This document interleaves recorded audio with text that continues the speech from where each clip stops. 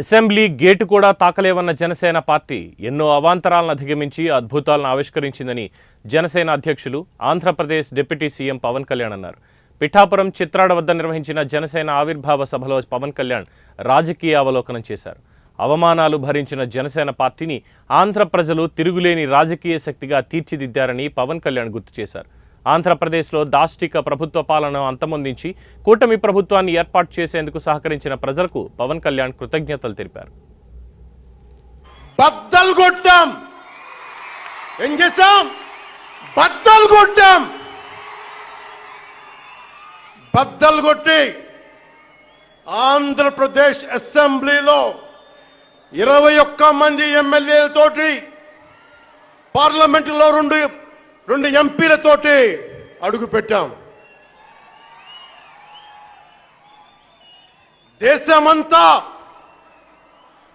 దేశమంతా తల తిప్పి తిరిగి చూసేలా 100% స్ట్రైక్ రేట్తో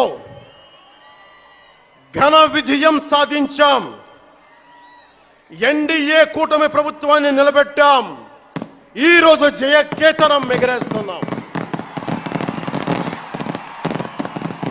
జై జనసేన, జై జనసేన, జై జై జనసేన, జై.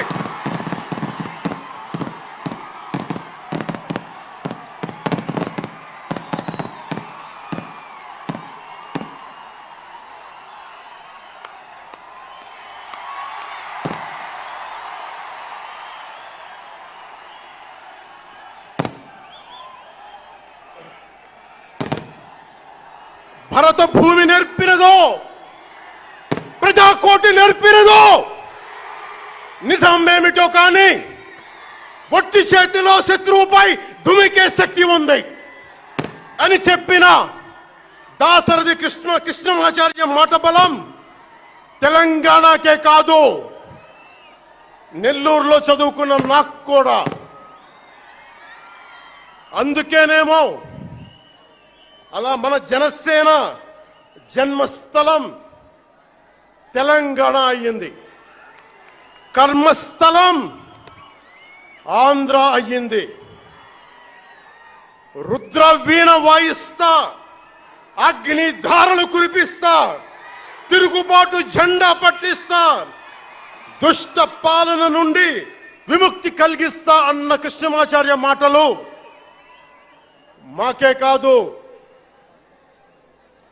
మబ్బుల్లో పరిగెత్తే పిడుగులు